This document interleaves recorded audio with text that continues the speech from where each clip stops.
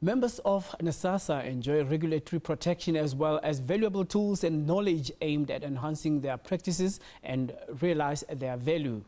NASASA has established active and sustainable networks among Stokvel groups and continues to do so. Well, Andile Mazwai is the CEO of the Stokvel Association of South Africa, and he joins us in the studio to tell us more. Good afternoon and welcome. Colin, thank you for having me. All right. Why was there a need to establish the Stokvel Association? It was very important in the late 80s.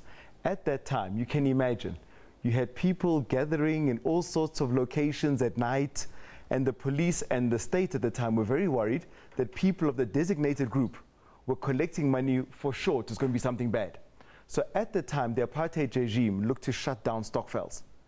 Our chairman, Andrew Lukele, and a few colleagues at the time said, the Stokvel movement is so important in South Africa that it needs not to be shut down, but rather to be looked after. An example is burial societies. Imagine there were no burial societies in South Africa.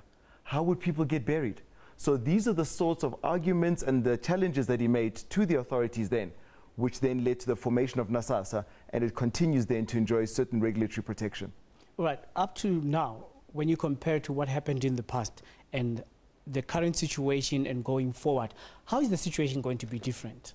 Well, the law still remains the law. And one of the important things is the Banks Act. You can't just take money from people in the street. You need a bank license to do that, or you must register with the National Association and you are thereby exempt from the Banks Act. So one part of our story is it's the law. But that's not the only part. We say to people, you've got Stokvels. Do you know what best practices are? As we engage, we hear of all the sorts of problems that they have. Most of them can be cured by governance. So we will give people a mandate, a constitution that says, here's a template on how you can better regulate yourself as a Stokvel. So all the tools to enable the Stokvel to function better is what we give, and we don't charge our membership a fee for that.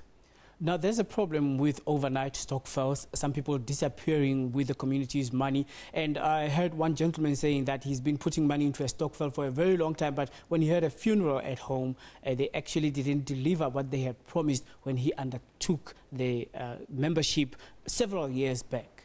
Those are unfortunately stories we hear too often. I go back to a constitution. When an individual has experienced that thing is called fraud, it's theft.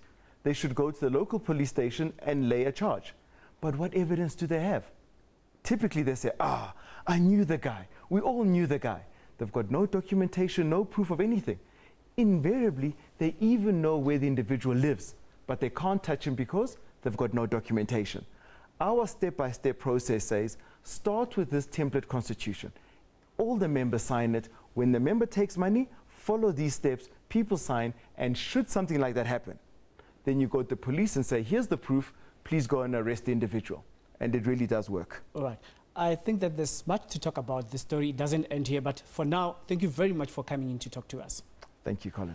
Right. Andile Mazwai is the CEO of the Stokvel Association of South Africa, and of course, more to come right here on PM News. And of course, let's take a final look at how the markets are performing.